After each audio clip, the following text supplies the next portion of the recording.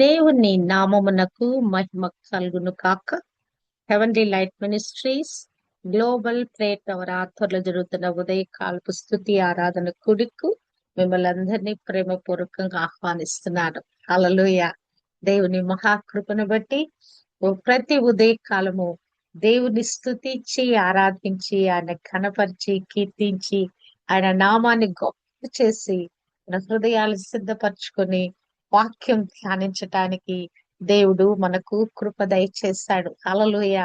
నిరంతరము ప్రార్థన విజ్ఞాపనలతో మరి భారతదేశ యావత్తులో ఉన్న క్రైస్తవులు మరి మొరపెడతా ఉన్నారు, దేవునికి విజ్ఞాపనలు చేస్తున్నారు. కానీ ఆయన కోరుకున్నది ఒకే ఒకటి, నన్ను స్తుతించండి, నన్ను ఆరాధించండి అని.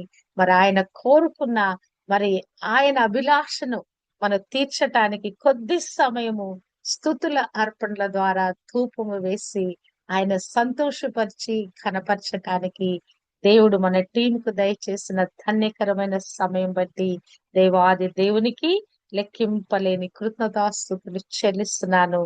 మహిమ ఘనత ప్రభావములు ఆయనకి చెల్లును కాక. మొదటి యోహాను పత్రిక 3వ అధ్యాయంలోంచి మనము ధ్యానిస్తున్నాము. మరి ఆ ప్రభు మరి యోహాను ద్వారా అనేకమైన ఇన్స్ట్రక్షన్స్ మన కొరకు రాయించి ఉంచాడు. మరి యోహాను సువార్త ఒక విధానంలో రాయబడి ఉంటే, యోహాను పత్రికలు మరొక కోణములో నుంచి, మరొక లోతైన అనుభవంలో నుంచి, అనుదిన జీవితంలో మన ప్రాక్టికల్ లైఫ్స్ లో ఎలాగున మరి ఆయన కొరకైన సాక్షులుగా మనము జీవించాలో, మన యొక్క జీవితము అంతము ఎలా ఉండబోతుందో, మరి ఆ అంతములో మరి ఆయనతో పాటు నిరంతరం మనము జీవించాలంటే ఇక్కడ జీవించే ఈ జీవితం ఎలా ఉండాలో మరి మనకి స్పష్టంగా బోధిస్తూ యోహాను పత్రికను యోహాను రాస్తున్నట్లుగా మనము చూడగలము. మనము దేవుని పిల్లలమని, మరి ఆయన ప్రత్యక్షపరచబడినప్పుడు ఆయన వలె ఉంటామని, మరి ఆయన యందు ఈ నిరీక్షణ పెట్టుకుని జీవించేవాడు మరి తన్ను తాను ఎల్లప్పుడూ పవిత్రతతో జీవించటానికి జాగ్రత్త పడతాడని మనము నేర్చుకున్నాము. మొదటి యోహాను పత్రిక 3వ అధ్యాయము 4వ వచనము. పాపము చేయు ప్రతివాడును ఆజ్ఞను అతిక్రమించును, ఆజ్ఞాతిక్రమమే పాపము. అసలు పాపం అంటే ఏంటి? అసలు ఈ లోకంలో పాపం అనేది ఎలా ప్రవేశించింది? అసలు పాపానికి హేతువేంటి? అసలు పాపానికి ఒక నిర్వచనం ఏంటి అని మనము చూస్తే గనక, చాలా సార్లు పాపం అంటే ఏంటి? మేమేం పాపం చేశాము? అసలు అసలు పాపం అనేది మా జీవితాల్లో లేదని చాలా మంది మరి చెప్తూ ఉంటారు. అసలు పాపం అంటే ఏంటి అని మనం చూస్తే గనక, దేవుడిచ్చిన ఆజ్ఞలను, దేవుడు మానవాళికి బోధించిన బోధలను తిరస్కరించటమే, ఆ రాయబడిన పలకబడిన మాటలను మరి మరి విసర్జించటమే, ఆ యొక్క మాటలను తృణీకరించటమే, అది అతిక్రమంగా ఆజ్ఞను మించుటాని, అదే పాపంగా మానవునికి పరిగణించబడుతుందని మనం అర్థం చేసుకోవచ్చు. ఇంగ్లీష్ లో ఏమన్నారంటే ట్రాన్స్గ్రెషన్ ఆర్ ట్రాన్స్గ్రెత్ అని మరి కేజీవి వర్షన్ లో రాయబడింది. ఈ అతిక్రమించుట అనేది ఒక ఆజ్ఞలు లేదా చట్టాన్ని ఉల్లంఘించే చర్యను సూచిస్తున్నట్లుగా మనము చూడగలము.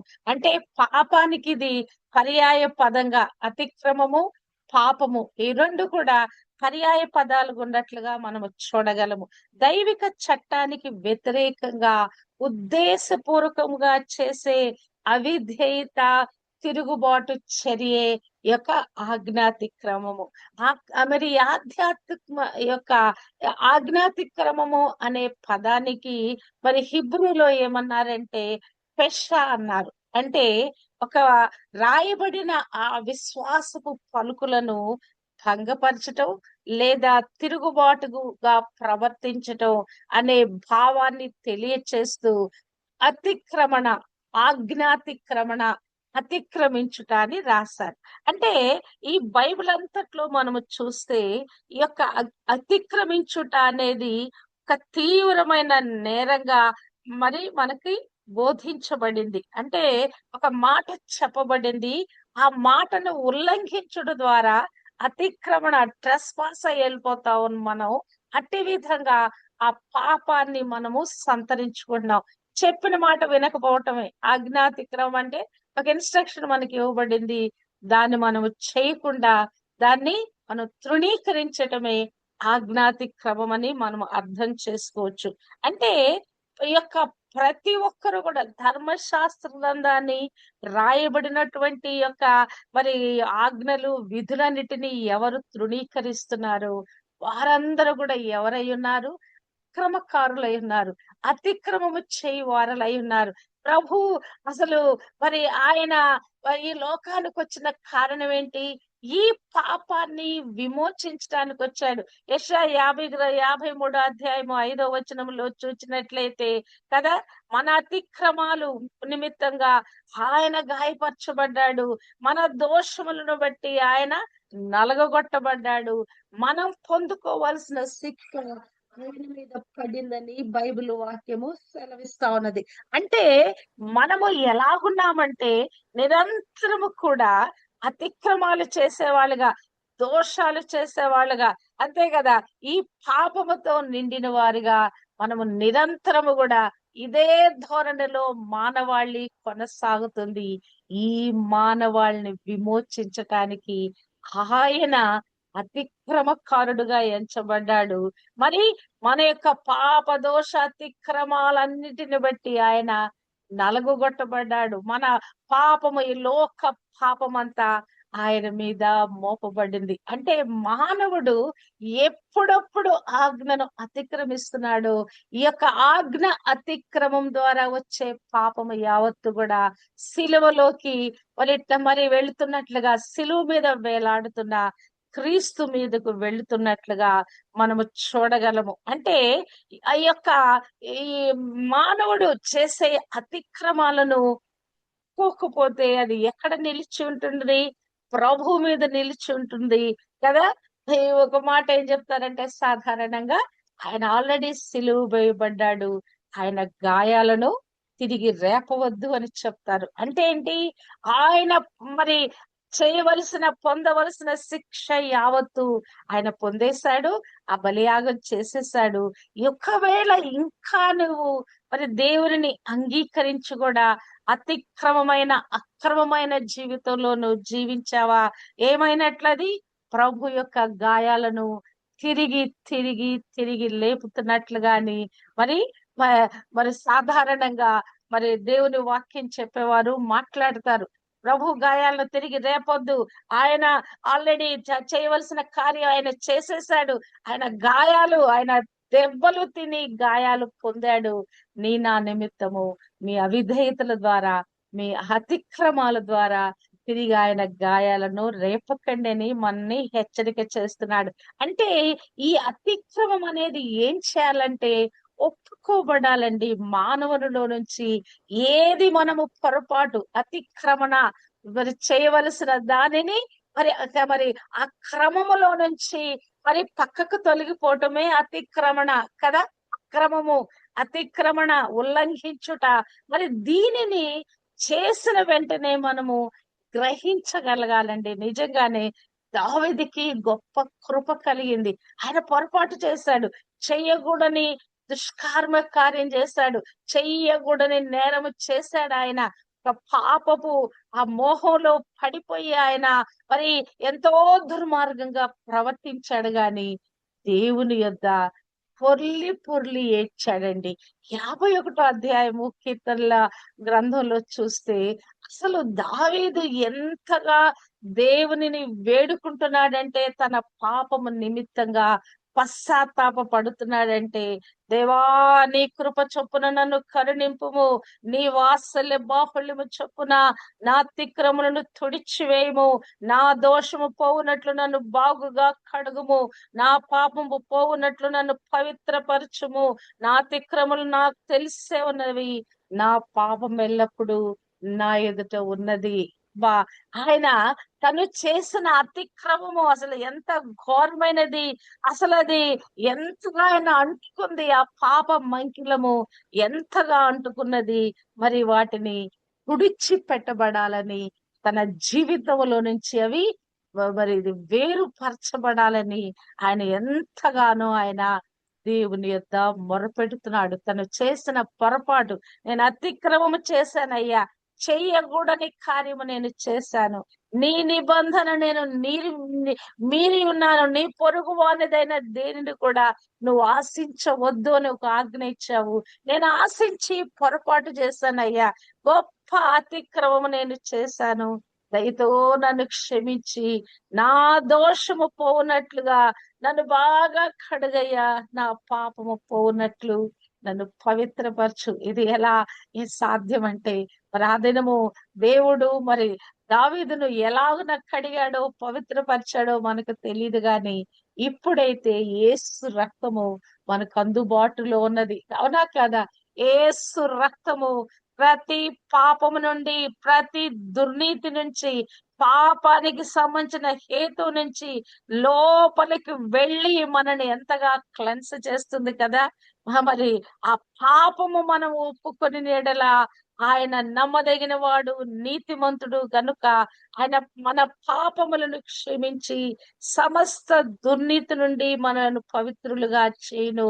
ఎలాగున ఆయన కుమారుడైన యేసు రక్తము ప్రతి పాపము నుండి మనలను పవిత్రులనుగా చేయును. అబ్బా, చూడండి ఈ అతిక్రమాలు మనం ఏదైతే మరి ఆ దేవుని నుంచి తొలగిపోయి అక్రమైన కార్యాలు చేశామో, అవిధేయమైన కార్యాలు చేశాము, బుద్ధిహీనమైన కార్యాలు చేశాము కదా, పాపముతో కూడిన కార్యాలు చేశాము.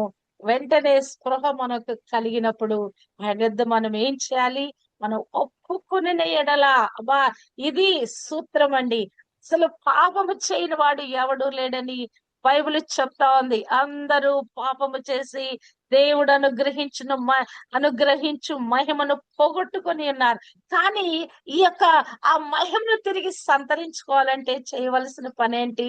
ఈ ఆజ్ఞాతిక్రమం ఏదైతే ఉల్లంఘిస్తున్నామో, ఏదైతే కట్టుబాటు ఒకటి మనకి పెట్టబడిందో దానిని మనము మీరి ప్రవర్తిస్తున్నామో, దానిని గ్రహించిన వారై ఆ అక్రమమైన దానిని మన జీవితంలో నుంచి తీసివేసుకోవాలని ఇక్కడ దేవుడు మనకి హెచ్చరిక చేస్తున్నట్లుగా మనము చూడగలం. అంటే ఒక పశ్చాత్తాపంతో కూడిన జీవితము, విశ్వాసము, విధేయతతో కూడిన జీవితానికి దేవుడు మనకు ఒక పిలుపిస్తా ఉన్నాడు. అందరం పాపులమే, అందరము దేవుళ్ళు వచ్చి తప్పిపోయే వాళ్ళమే, క్షణమాత్రంలో తప్పిపోయే వాళ్ళమే.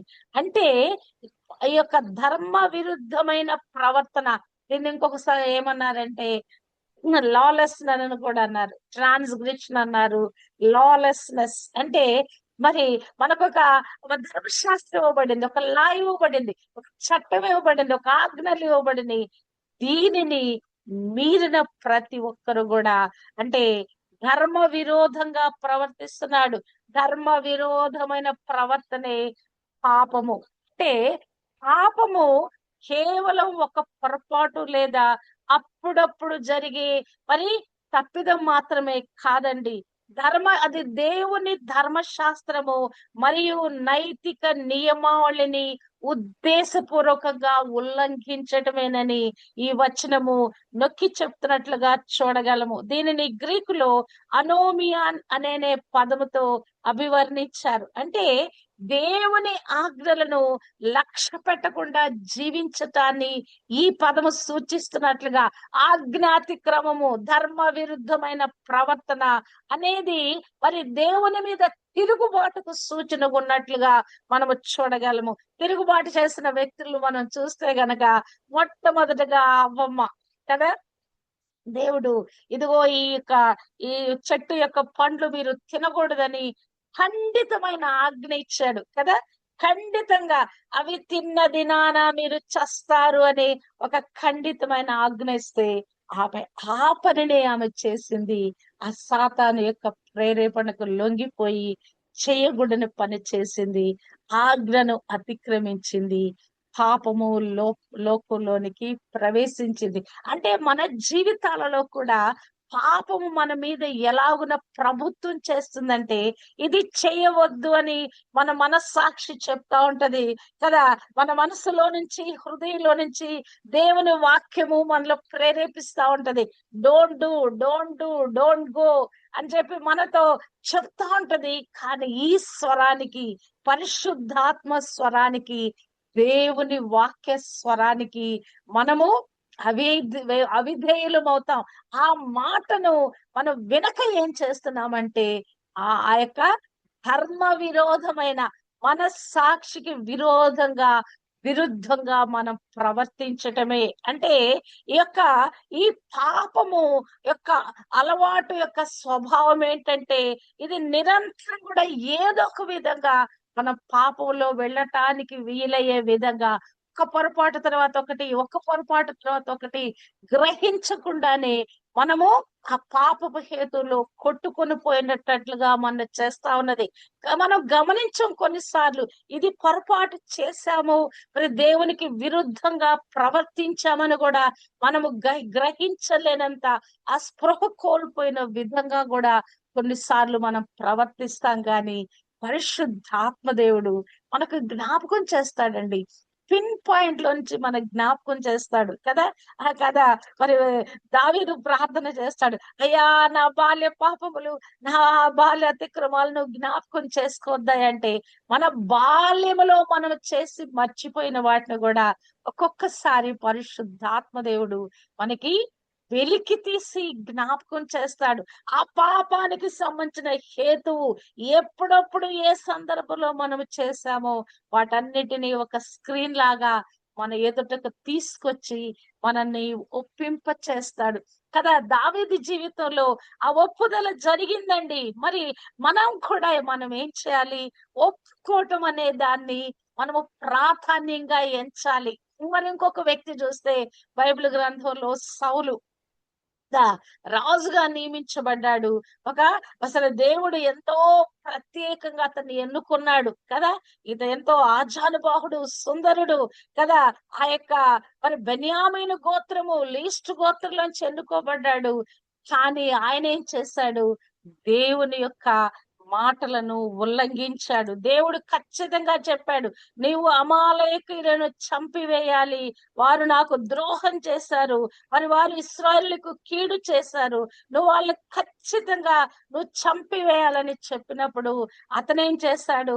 అమాలేకీయుల రాజును బ్రతికించి ఉంచాడా? అక్కడ దేవుడిచ్చిన ఆజ్ఞ ఏంటంటే, ఆ పశువులను, ఆ మనుషులను, సమస్తమైన వారిని నిర్మూలన చేయమని ఆయన మరి ఖచ్చితమైన ఆజ్ఞ ఇచ్చాడు. కానీ మరి సౌలు ఏం చేశాడంటే, మరి అక్కడ ఉన్నటువంటి పెద్దల సలహాలు తీసుకొని మరి బలంగా ఉన్నటువంటి, మరి బాగున్నటువంటి పశువులను పక్కన పెడతాడు. ఆ రాజును కూడా మరి మరి చంపివేయకుండా అతన్ని పక్కన పెట్టుకుంటాడు. కాబట్టి మరి ఆ విషయము దేవునికి ఎంత కోపం వచ్చిందంటే, సౌలుని రాజుగా ఉండకుండా విసర్జించి వేశాడు. నా మాట నువ్వు వినలేదు గనక నేను రాజుగా ఉండకుండా నిన్ను తృణీకరిస్తున్నాను.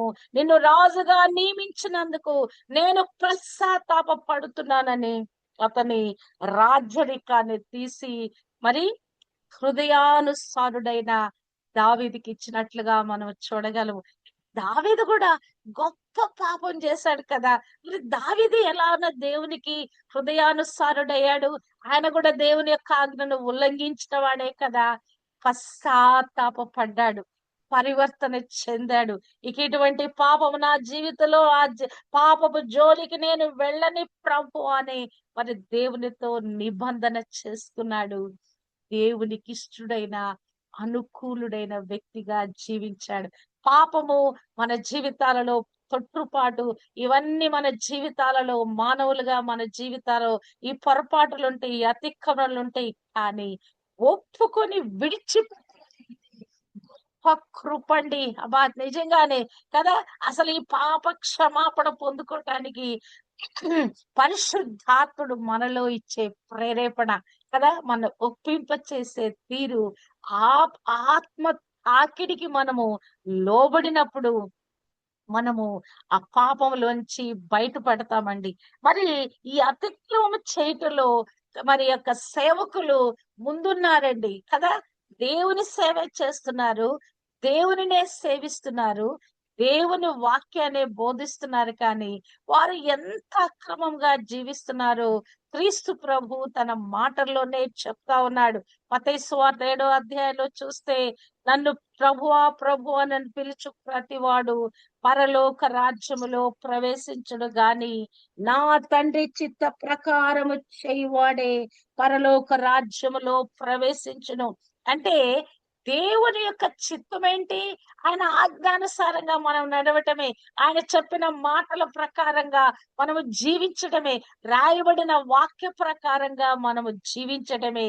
కానీ చాలా మంది ఏం చేస్తున్నారంటే, వారు ఇష్టానుసారంగా వారికి తోచినట్లుగా చేస్తున్నారు. ప్రభువు చెప్పిన మార్గనిర్దేశ ప్రకారంగా కాక, ఆయన ఏదైతే వాక్యము బోధించాడో, ఏదైతే ధర్మశాస్త్ర విధులు రాయించాడో, ఏ విధమైతే ఆజ్ఞలు, కట్టడలు, శాసనాలు నియమించాడో, వాటిని ఉల్లంఘించి ఎవరు మరి ప్రవర్తించినా కూడా వారు ఏం చేస్తా ఉన్నారు? అక్రమకారులుగా ఎంచబడుతున్నారు. అక్రమము చేయవారులు అంటే ఒక క్రమమైన జీవితము లేనివారుగా జీవిస్తున్నారు. క్రమము ఎక్కడి నుంచి వచ్చిందండి? క్రమం అనే పదానికి ఇంగ్లీష్ లో అనువదిస్తే డిసిప్లిన్. డిసిప్లిన్. డిసిప్లిన్ ఎవరిలో ఉండాలి? మరి డిసైపుల్లో ఉండాలి. ప్రభు ఎవరిని కోరుకున్నాడు కదా? విశ్వాసులు కోరుకోలే ఆయన. మరి శిష్యులను కోరుకున్నారు. అందరినీ మీరు వెళ్లి సువార్త ప్రకటించి అందరినీ శిష్యులుగా చేయండి. అందరిని కూడా ఆ డిసిప్లిన్ లో నడిచేవారుగా చేయండి. క్రమముగా జీవించేవారుగా చేయండి. ఏమేమి సంగతులు నేను బోధించానో వాటిని గైకొనేవారుగా చేయండి. హల్లెలూయా!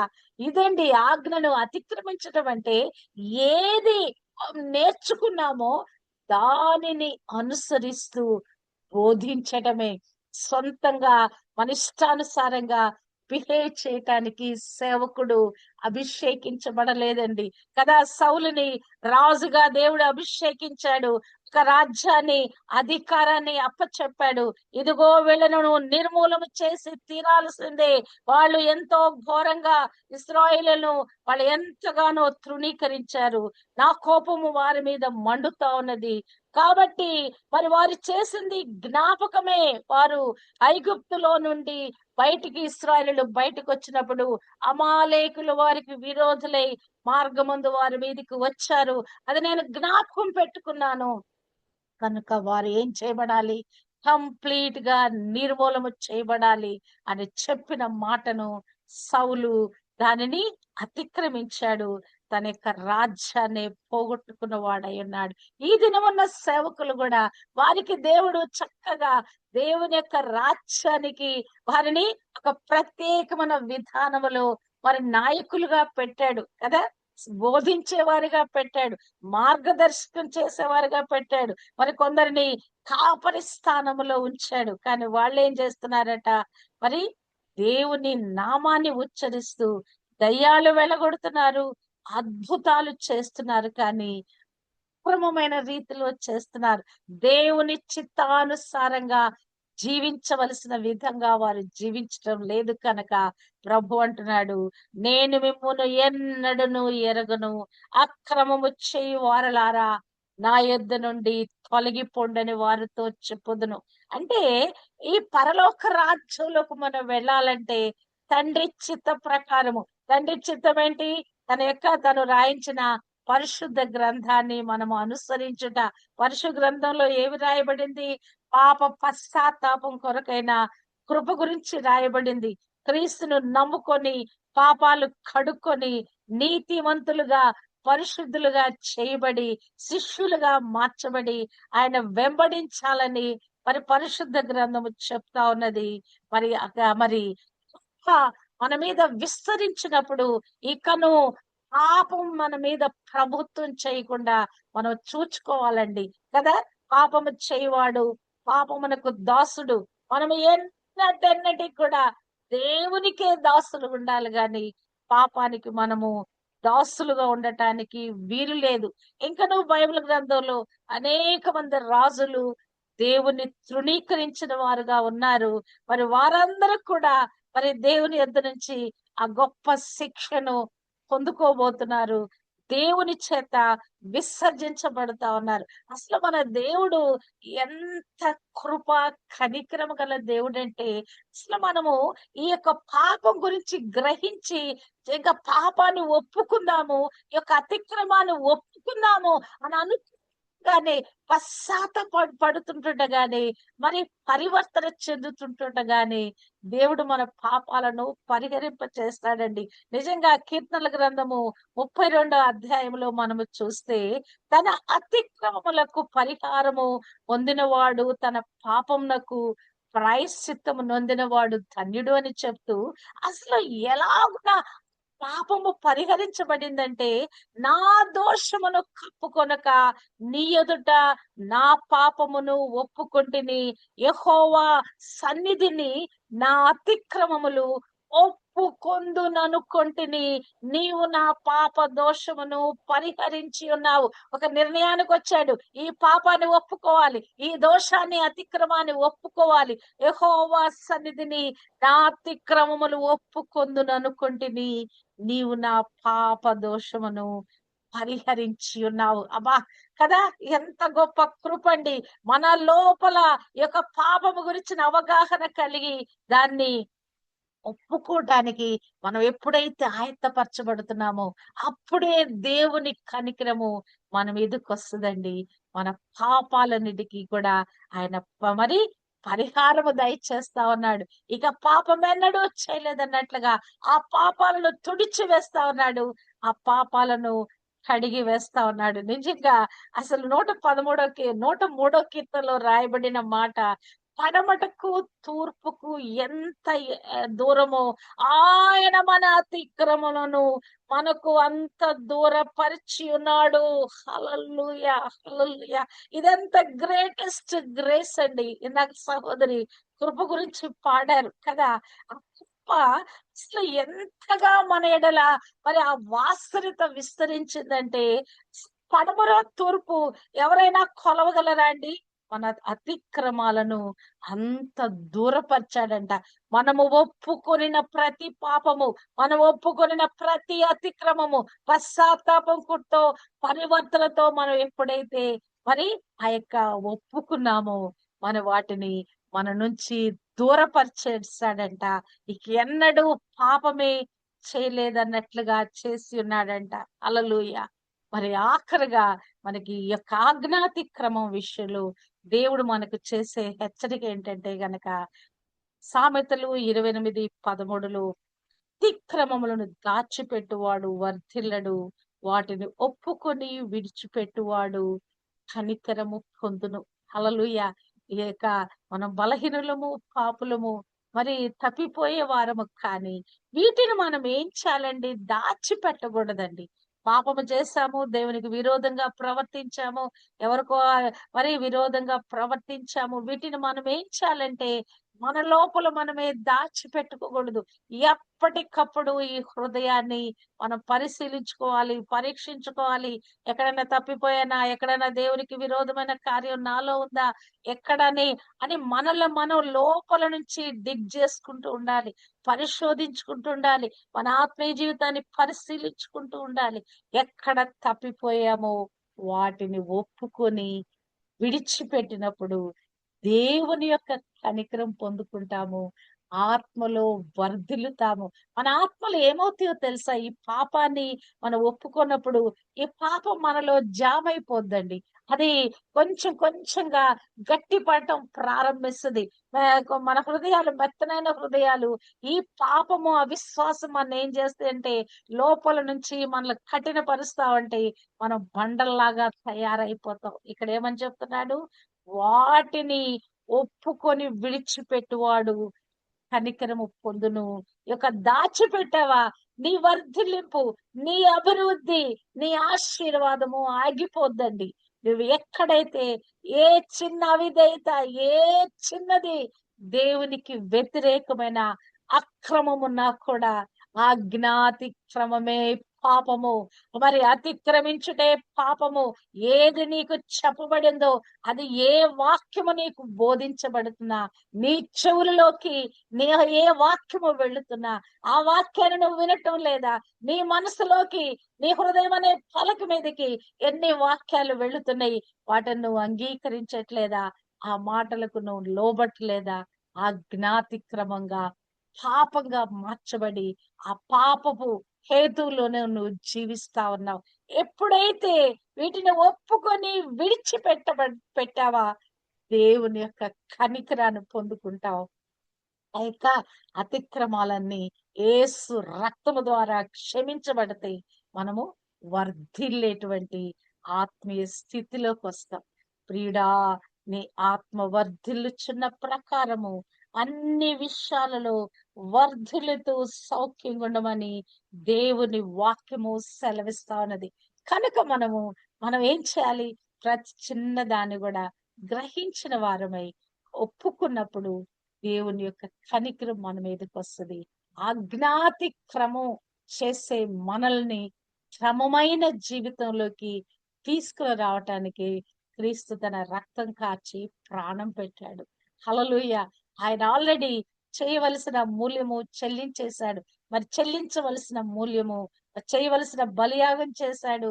చెల్లించవలసిన మూల్యము చెల్లించేశాడు గనక మన పాపాలను ఒప్పుకున్న వాటిని తూర్పుకి మరి పడమరికి ఎంత దూరం ఉందో అంత వ్యత్యాసంలో వాటిని దూరపరిచి ఉన్నాడు గనక మరి అక్రమకారులు జోలి వలె మనము జీవించక కదా, నేను మిమ్మల్ని ఎన్నడను ఎరగనని ప్రభువు నోట నుంచి ఆ మరి పలకబడిన అనేక మంది గుంపులో మనం ఉండక ఆయనకిష్టులైన బిడ్డలుగా దావీదు వలె పశ్చాత్తాపపడి ఒప్పుకొని విడిచిపెట్టి కనికరం పొందే గుంపులో ఉండటానికి దేవుడు తన కృప మనకు అనుగ్రహింప చేయును కాక.